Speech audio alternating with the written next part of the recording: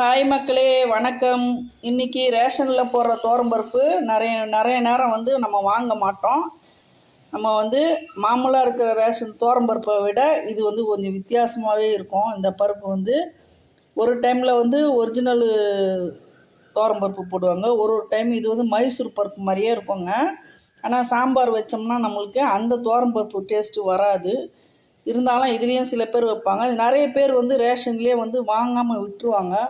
இந்த பருப்பு நல்லா இருக்காது, ஒரு ஸ்மெல் வரும். ஒரு சாம்பார் வைக்கும்போது ஒரு ஸ்மெல் வரும். நிறைய பேர் இது எப்படி பயன்படுத்துதுன்னு தெரியாமல் வாங்காமலே விட்டுருவாங்க. ஆனால் இது நல்ல பருப்பு தாங்க, உடம்புக்கு ரொம்பவே சத்து. நீங்கள் ஒன்றா பாருங்கள், இந்த பருப்பு வாங்கி வச்சிங்கன்னா ஒரு மாதத்துக்குள்ளவே நம்மளுக்கு வண்டு வந்துடும். சத்து இருந்தால் தான் ஒரு பொருளில் பூச்சி வண்டுலாம் பிடிக்கும். அதனால் நம்ம வாங்காமல் விடாமல் இதை தாராளமாக பயன்படுத்தலாம். நம்மளுக்கு 30 ரூபாய்க்கு 1 கிலோ கிடைக்கும், ரேஷனில் போடுவாங்க. இப்போ இதை எப்படி பயன்படுத்தி இதில் பிள்ளைங்களுக்கு எப்படி ஸ்நாக்ஸை செஞ்சு கொடுக்கலான்னு சொல்லிட்டு நான் சொல்கிறேன்.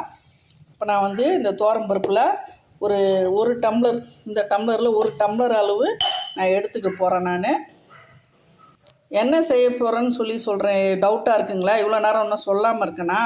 இந்த பருப்பில் நான் ஓம்பொடி முறுக்கு, அதாவது முறுக்கு கனமாக போடாமல் ஓம்பொடி வச்சுருக்கு இல்லைங்களா, அதில் நான் ரொம்ப சூப்பராக சாஃப்டாக வாயில் போட்டோடனே கரையிற மாதிரி ஒரு ஸ்நாக்ஸ் செய்யலாம். வாங்க எப்படி செய்யலான்னு சொல்லி பார்ப்போம். இப்போ 1 டம்ளர் பருப்பு எடுத்துப்போம். நான் ஒரு 200 கிராம் அளவு எடுத்துருக்கேங்க. இந்த 1 டம்ளர் பருப்பை நல்லா சுத்தமாக கழுவிட்டு ஒரு 1 மணி நேரம் ஊற வச்சுட்டு நான் காட்டுறேன். நல்லா ஒரு 3 தண்ணியில் சுத்தமாக கழுவிடுங்க. ஊற வச்சு 1 மணி நேரம் கிட்ட ஆயிடுச்சுங்க. இப்போ பருப்பு எப்படி இருக்குது பாருங்கள். ஊறின பருப்பு 1 மணி நேரம் ஊறினா போதும். 1 மணி நேரத்துலேருந்து 2 மணி நேரம் கூட ஊற வைங்க. ஆனால் அதுக்கு மேலே ஊற வைக்காதீங்க, நுரைச்சிக்கிட்டு வந்துடும் ஒரு மாதிரி துவரம்பருப்பு. இப்போ இதை நம்ம தண்ணி இல்லாமல் 200 பருப்புன்றதுனால சின்ன மிக்சி ஜார்லேயே நம்ம அரைச்சிடலாம்.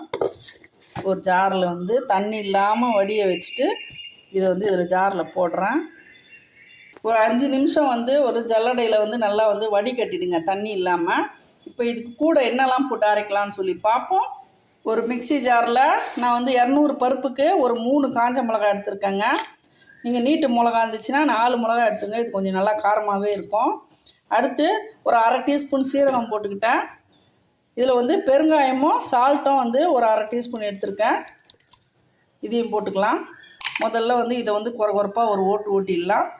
நீங்கள் பூண்டு ஃப்ளேவர் வேணும்னா பூண்டு போட்டுக்கோங்க, பூண்டு இல்லாமல் தான் நான் செய்ய போகிறேன். அரைச்சாச்சு. இந்த மாதிரி துருவிட்டு அரைக்கும்போது நம்மளுக்கு நல்லாவே அரைப்படும். இப்போ இந்த பருப்பை போட்டுடலாம். எடுத்து உள்ள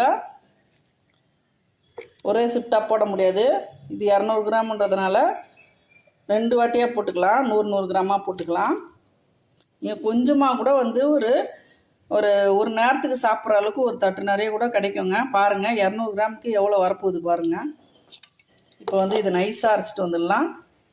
ஒரு ஓட்டினோன்னா உள்ளே அமிங்கிருச்சு, அதனால் எல்லாத்தையும் ஒன்றா போட்டுக்கலாம். எல்லாமே மொத்தமாகவே போட்டேங்க ஜாரில். உங்கள் ஜார் பெருசாக இருந்துச்சுன்னா தாராளமாக போட்டுங்க, சின்னதாக இருந்ததுன்னா 2 பாதியாக போட்டு அரைச்சிங்க. நான் இது கரெக்டாக இருக்கும், அதனால் மொத்தமாக நைஸாக அரைச்சி விட்டு வந்துடுறேன். தேவைப்பட்டால் கொஞ்சமாக தண்ணி ஒரு டீஸ்பூன் அளவு தண்ணி ஊற்றி அரைங்க. அரைப்படலைன்னா நான் நல்லா ஊறி இருக்கிறதுனால நல்லா அப்படியே அரைச்சிட்டு நான் உங்களுக்கு எவ்வளோ பேஸ்ட்டாக இருக்கணும்னு காட்டுறேன். ஓரளவுக்கு அரைச்சேங்க, கொஞ்சம் குறைப்பாக தான் இருக்குது. இப்போ ஊற வச்ச தண்ணியிலேருந்து நம்ம ஒரே 1 டீஸ்பூன் அளவு ஊற்றிக்கலாம். இன்னும் கொஞ்சம் நல்லா அரைச்சிருவோம், நைஸாக அரைச்சிட்டு வந்துடலாம். நல்லா நைஸாக அரைப்பட்டுடுச்சுங்க, நல்லா சூப்பராக அரைப்பட்டுடுச்சு பாருங்கள். எவ்வளோ நைஸாக விட முடியுமோ விட்டுருங்க. பாருங்கள் எவ்வளோ நைஸாக இருந்துச்சு. இப்போ இதில் என்ன போடலான்னு சொல்லி பார்ப்போம். இப்போ பருப்பு, காஞ்ச மிளகா, சீரகம் தான் போட்டிருக்கோம். இப்போ இது கூட இது பச்சரிசி, அதாவது நான் வீட்டிலேயே அரைச்சி பவுட்ரு பண்ணி வறுத்து வச்சுருக்கேன் நான். அந்த பச்சரிசி தான். நீங்கள் பச்சரிசி கடையில் வாங்கின இடியாப்பம் மாவு இருந்துச்சுன்னா கூட அதில் இந்த டீஸ்பூனில் முதல்ல ஒரு 5 ஸ்பூன் போடுவோம் கோபுரமாக. 1 2 3 4 ஒரு 5 ஸ்பூன் போட்டு ஓட்டிட்டு கரெக்டாக இருந்தால் விட்டுடலாம். தேவைப்பட்டால் இன்னொரு டீஸ்பூன் ஆட் பண்ணிக்கலாம். இப்போ இதை வந்து நல்லா வந்து அப்படியே மிக்சியில் வந்து ஒரு ஓட்டு ஓட்டிடுவோம். அப்படியே முறுக்கு மாவு பக்குவத்துக்கு நம்மளுக்கு வந்துடும். கையெல்லாம் போட்டு கலக்க தேவையில்லை. நல்லா அரைச்சாச்சுங்க பாருங்கள். கையில் கலக்கவே தேவையில்லை. அப்படியே கரெக்டான பக்குவத்தில் இருக்குது. இந்த 5 ஸ்பூன் வந்து கரெக்டாக இருக்குது. அதை இந்த அளவு பார்த்துக்குங்க. இந்த மாதிரி கரண்டியில் நான் 5 ஸ்பூன் தான் போட்டிருக்கேன். 200 கிராம் பருப்புக்கு 5 டீஸ்பூன்னு. இதில் வந்து பருப்பு தான் அதிகம், அரிசி மாவு வந்து ரொம்ப கம்மி. மிஞ்சி போனோம்னா நம்மளுக்கு ஒரு 25 கிராம் அரிசி மாவு தான் வரும் கணக்கு பிரகாரம் பார்த்தோம்னா. இப்போ இதை எடுத்து பருப்பு ஊற வச்சோம் இல்லைங்களா, அந்த பவுல்லையே போட்டுடலாம். இந்த மாதிரி கரெக்டான பக்குவத்தில் இப்படி இருக்கணுங்க. நமக்கு நைஸாக இருக்கணும். எல்லாமே வந்து கரெக்டாக அரைப்பட்டுருக்கு. இப்போ இதை வழிச்சிடலாம். பவுலில் போட்டாச்சுங்க. இப்போ எனக்கு வந்து எள்ளு ஃப்ளேவர் ரொம்பவே பிடிக்கும். அதனால் நான் 1 டீஸ்பூன் அளவு எள்ளு போட்டுக்கிறேன். உங்களுக்கு எள்ளு இல்லைன்னா நீங்கள் ஓமம் கூட போட்டுக்கலாம். அவ்வளோதான். இவ்வளோ தான் இதுக்கு தேவையான பொருள். இப்போ நல்லா மிக்ஸ் பண்ணிவிட்டு முறுக்கு குழல் எடுத்துடலாம். இப்போ இதில் ஒரே 1 டீஸ்பூன் அளவு நெய் ஊற்றிக்கலாம். நெய் இருந்தால் நெய் ஊற்றிக்கோங்க, இல்லைன்னா ஆயில் கூட ஊற்றிக்கலாங்க, தப்பு இல்லை. ஒரே 1 டீஸ்பூன் போதும். இப்போ இந்த ஸ்பூன்லேயே வந்து நம்ம வந்து கலக்கிடலாம். டக்குன்னு வந்து பசங்க ஸ்கூல்லேருந்து வர்றதுக்குள்ளே ஒரு டக்குன்னு செஞ்சிடலாங்க. பருப்பு வந்து நம்ம வந்து சாயந்தரம் செய்கிறது இருந்தால் ஊற வச்சு ஃப்ரிட்ஜில் கூட அந்த பருப்பை வச்சிடலாம். ரேஷனில் போடுற பருப்பை வந்து வேஸ்ட்டு பண்ணாமல் நீங்கள் இந்த மாதிரி ஸ்நாக்ஸாக செஞ்சு கொடுக்கலாம். ரொம்பவே சூப்பராக இருக்குங்க. இன்றைக்கி நீங்கள் வந்து பார்த்தோன்னே நீங்களே ஆச்சரியப்படுவீங்க, அவ்வளோ சூப்பராக இருக்கும். நல்லா மிக்ஸ் பண்ணியாச்சு. இப்போ குழலில் போட்டுடலாம். உப்பு கரெக்டாக இருக்கா பார்ப்போம். உப்பு கரெக்டாக இருக்குங்க, போட தேவையில்லை. நான் வந்து இந்த மாதிரி ஓம்பொடி அச்சு தாங்க எடுத்திருக்கேன். நீங்கள் முறுக்கு மாடல்லையும் பிழிஞ்சிடலாம். நான் வந்து இந்த மாதிரி ஓம்பொடி மாதிரி தான் பிழிய போகிறேன். இது வந்து நல்லா சூப்பராக வாயில் கரையும். அதனால் ஓம்பொடி மாதிரி பிழிஞ்சிங்கன்னா வந்து ரொம்பவே சூப்பராக இருக்கும். அதுக்கு முன்னே நம்ம வந்து எண்ணெயை காய வச்சிடலாம். நான் ஒரு 1/2 கிலோ கடலை எண்ணெய் ஊற்றிருக்கேங்க. எண்ணெய் நல்லா காயட்டும். சின்ன கடாயாக வச்சுக்கோங்க. நம்ம வந்து கொஞ்சம் தான் செய்ய போகிறோம், நல்லா சின்ன கடாயில் செஞ்சுக்கலாம். எண்ணெய் நல்லா காயட்டும். அதுக்குள்ளே நம்ம வந்து குழலில் வந்து ஃபில் பண்ணிக்கலாம். இந்த மாதிரி போட்டுக்கோங்க. ஸ்பூன்லேயே எடுத்து போட்டுக்கலாம். நம்ம இதை ஒரு 2 வாட்டி 3 வாட்டி தான் வரும். நல்லா வந்து இது வந்து லிக்விடாக இருக்கிறதுனால நம்மளுக்கு கஷ்டமாகவே இருக்காதுங்க. பிழியறதுக்கு ரொம்பவே ஈஸியாக இருக்கும். அழகாக பிழிஞ்சிடலாம். எண்ணெய் ஓரளவுக்கு காஞ்சிருச்சுங்க. இப்போ வந்து நம்ம பிழிய ஆரம்பிச்சிடலாம். சும்மா நம்ம வந்து அழுத்தமே கொடுக்க தேவையில்லைங்க. பாருங்கள், லேசாக அப்படியே துண்டு துண்டாக விழும். இது அதுதான் அந்த ஸ்பெஷலு.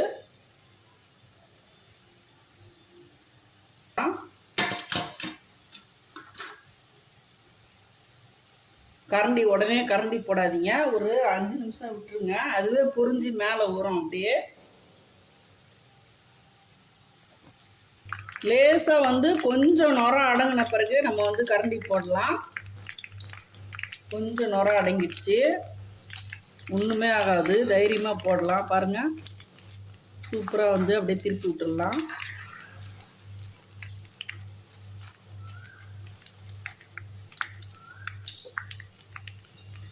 தோரம்பருப்புன்றதுனால தாங்க நுரைக்குது. தோரம்பருப்பில் இருக்கிற சத்து தாங்க இது வந்து நுரைக்குது. இந்த ரேஷன் தோரம்பருப்பை பார்த்தீங்கன்னா அந்த முறுக்கு மட்டும் இல்லை, துவையல் கூட பண்ணலாங்க. நல்லா அழகாக வந்து சுத்தமாக கழுவிட்டு வெயிலில் காய வச்சு டப்பாவில் போட்டு வச்சுக்கோங்க. அழகாக வந்து அந்த பருப்பை வந்து காஞ்ச மிளகா, பூண்டு, இந்த ரேஷன் தோரம்பருப்பு இதை நல்லா வறுத்துட்டு கொஞ்சமாக புளி வச்சு ஒரு 2 தேங்காய் பதம் வச்சு நீங்கள் வந்து சட்னி அரைச்சி பாருங்கள். இட்லி தோசைக்கு ரொம்பவே சூப்பராக இருக்கும். அந்த மாதிரியே நம்ம வந்து சட்னியாகவும் வந்து செய்து பயன்படுத்தலாம். தோரம்பருப்பு ரேஷனில் போடுற பருப்பை வேணான்னு விடாதீங்க. பல விஷயங்களுக்கு யூஸ் பண்ணலாம். இட்லி பொடி கூட செய்யலாங்க. நான் இன்றைக்கி வந்து ஸ்நாக்ஸை செஞ்சு காட்டுறேன். இன்னொரு நாளைக்கு நான் அதில் சட்னி எப்படி செய்யலான்னு சொல்லிட்டு நான் செய்து காட்டுறேன். இது கொஞ்சம் கொஞ்சமாக ஒரு நுர அடங்குது பார்த்திங்களா. நுர அடங்கின பிறகு நம்ம எடுத்துடலாம். நுர வந்து ஃபுல்லாக அடங்கிருச்சுங்க. அவ்வளோதான். இதுக்கு மேலே விட்டிங்கன்னா தீஞ்சிரும். உங்களுக்கு கலர்ஃபுல்லாக வேணும்னா கொஞ்சம் மஞ்சள் தூள் கூட போட்டுக்கலாம். நான் எந்த கலரும் போடல.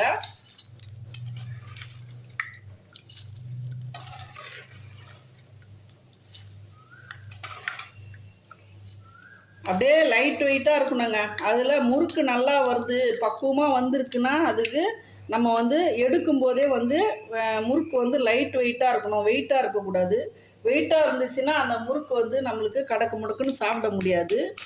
அதுலேயே நம்ம முறுக்கு வந்து தூக்கி வாயில் போடும்போதே வந்து நம்மளுக்கு தெரிஞ்சிடும். லைட் வெயிட்டாக இருந்துச்சுன்னா நல்லா வந்திருக்குன்னு அர்த்தம். இப்போ இதை அடுத்த ஷிஃப்ட்டு போட்டுக்கலாம்.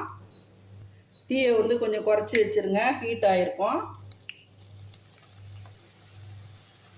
நான் ஒரே ஷிஃப்டாக பிழிஞ்சு விட்டுறேன். இது வந்து 3 ஷிஃப்ட்டு வருங்க நம்மளுக்கு. கொஞ்ச நேரம் போடாதீங்க. உங்களுக்கு இந்த ஓம் பொடி மாதிரி துண்டு துண்டாக வேண்டான்னு நீங்கள் நினச்சிங்கன்னா, முறுக்கு குழல் தான் இருக்குது, ஓம் பொடி ஆச்சு வீட்டில் இல்லை அப்படின்னு நினச்சிங்கன்னா, இந்த மாவுலேயே வந்து 1 டீஸ்பூன் பச்சரிசி மாவு நான் எடுத்தேன் இல்லைங்களா, 5 ஸ்பூன் போட்டேன் இல்லைங்களா, கூட 1 டீஸ்பூன் போட்டிங்கன்னா மாவு வந்து கொஞ்சம் டைட்டாகும். அப்படி டைட்டாகும்போது நம்மளுக்கு முறுக்கு வந்து கரெக்டாக பிழியறதுக்கு பக்குவமாக நிற்கும்.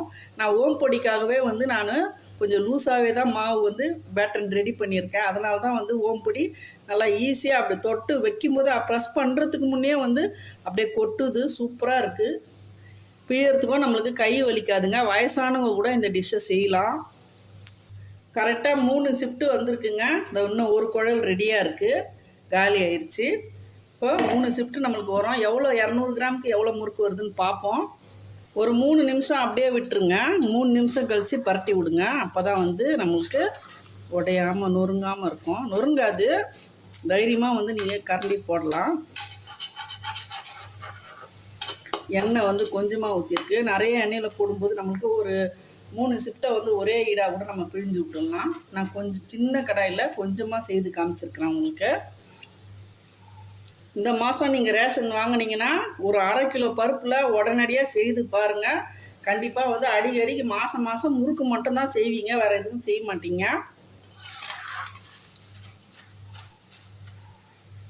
எடுத்துடலாங்க. இதுவும் வெந்துருச்சு.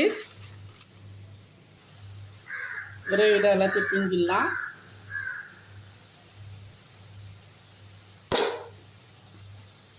இது செய்கிறது வந்து ரொம்பவே ஈஸிங்க. 2 ஷிஃப்ட்டு வந்துடுது. இன்னும் 3வது ஷிஃப்ட் எடுத்தோம்னா ஒரு பிளேட் நிறைய நம்மளுக்கு கிடைக்கும். அது அப்படியே இருக்கட்டும். எல்லாருமே வந்து கடையில் வாங்கி கொடுக்க மாட்டாங்கங்க. இல்லாதப்பட்டவங்களும் இருப்பாங்க. வீட்டில் வந்து ஒன்றுமே இருக்காது. இந்த மாதிரி ரேஷன் அரிசியும் ரேஷன் துவரம்பருப்புங்களும் தான் இருக்கும். இதை வச்சு பசங்களுக்கு ஹெல்த்தியாக எப்படி செய்து கொடுக்கலான்னு சொல்லிட்டு தான் இந்த விளக்கம். அதே மாதிரி சின்ன குழந்தைங்களுக்கும் நம்ம வந்து தைரியமாக கொடுக்கலாங்க. ஓம் பொடி மாதிரி வாயில் கரையும். சின்ன குழந்தைங்க கூட அழகாக சாப்பிட்லாம். சின்ன கிண்ணத்தில் வந்து நொறுக்கி போட்டு நீங்கள் அழகாக குழந்தைங்களுக்கு கொடுக்கலாம். 2 வயசு 3 வயசு குழந்தைங்களுக்கு ஸ்நாக்ஸ் கேட்டுச்சுன்னா வெளியே எண்ணெய் பலகாரம் கண்டதை வெளியே வாங்கி கொடுக்காம இந்த மாதிரி போட்டு கொடுக்கலாம். நாங்கள் ஸ்கூல் படிக்கிற காலத்திலலாம் அம்மா வந்து ஸ்நாக்ஸ் எல்லாம் வாங்கிலாம் கொடுக்க மாட்டாங்க. எதுனாலும் வீட்டில் செஞ்சு கொடுக்கறது தான். ஆனால் வந்து வீட்டு உள்ளேருந்து வரும்போதே நாங்கள் கிச்சன் உள்ளே தான் நுழைவோம். நம்ம பிள்ளைங்க எப்படி நுழைஞ்சிச்சோ அந்த மாதிரி வீட்டில் வந்தால் சாப்பாடு தான் இருக்கும். சாயந்தரம் வந்து சாதம் போட்டு சாப்பிடுவோம். ஆனால் இப்போ பசங்க வந்து ஸ்நாக்ஸு கேட்குது, ரெடியாக வரும்போதே வந்து ஸ்நாக்ஸு கேட்குது. நம்ம அதுக்கேற்ற மாதிரி ரெடி பண்ணிக்கணும். இதுவும் வந்துருச்சு, எடுத்துடலாம். எல்லா முறுக்கும் எடுத்தாச்சு. பாருங்கள், நம்ம ஊற்றின எண்ணெய் அப்படியே இருக்குது. கேஸ் ஆஃப் பண்ணிடலாம். லாஸ்ட்டு மாவு எடுத்து நான் உருட்டியாக போட்டேன், அது வந்துட்டுருக்கோம். அப்படியே அண்ணன்லேயே இருக்கட்டும். ஊற்றின எண்ணெயே உரியல பார்த்தீங்களா, எவ்வளோ ட்ரையாக இருக்குது பார்த்தீங்களா. நல்லா எண்ணெய் வடிஞ்சிருச்சுங்க. போட்டுடலாம். பாருங்க, 200 கிராமுக்கு நம்மளுக்கு 3 ஷிஃப்ட்டு பிழிஞ்சோம். எவ்வளோ முறுக்கு கிடச்சிருக்கு பார்த்தீங்களா. சாப்பிட்டு பார்த்துடலாமா.